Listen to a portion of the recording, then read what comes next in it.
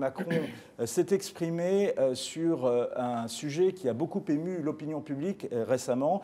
Ce sont ces scènes révélées par la chaîne américaine CNN de marché aux esclaves dans la banlieue de Tripoli, en Libye, ces migrants qui sont vendus comme esclaves. Et le président de la République a répondu à ce défi. Voici ce qui va être fait.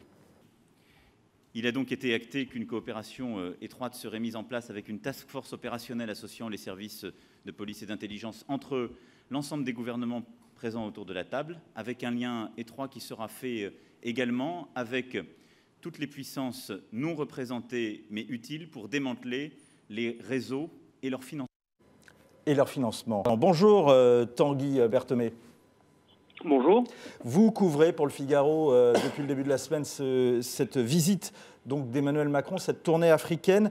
D'abord une chose, dans le Figaro ce matin, et c'est à lire sur lefigaro.fr, vous dites que le contour de cette task force contre les passeurs en Libye sont encore assez flous. Est-ce qu'on en sait un petit peu plus depuis le moment où vous avez écrit ?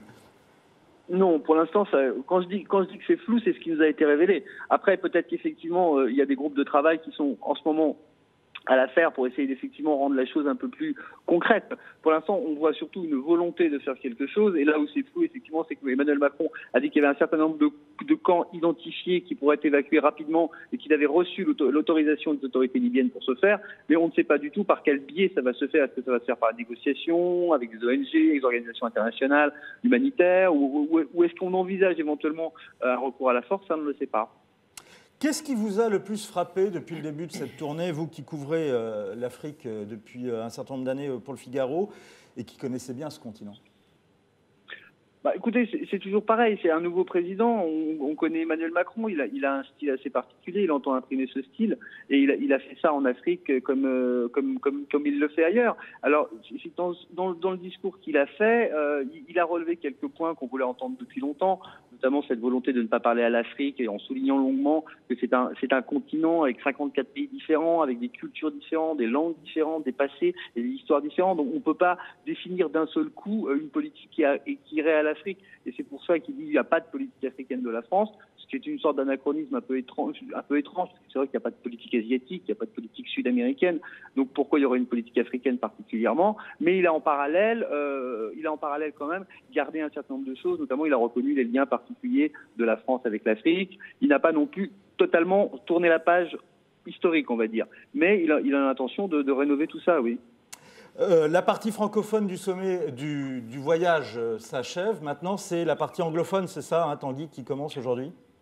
Voilà, Emmanuel Macron va arriver au Ghana à midi. Bon, l'Élysée ne s'en cache pas. Hein, cette étape est avant tout symbolique.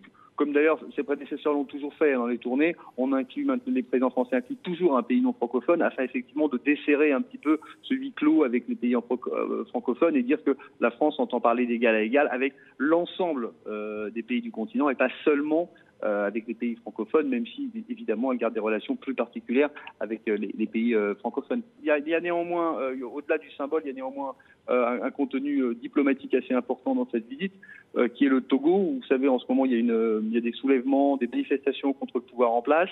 Oui. Le président fort et le Ghana, le nouveau président ghanéen joue un rôle de médiateur important dans cette crise. La France apporte son soutien à la médiation africaine autant qu'elle le peut et essaye de ne pas s'impliquer directement.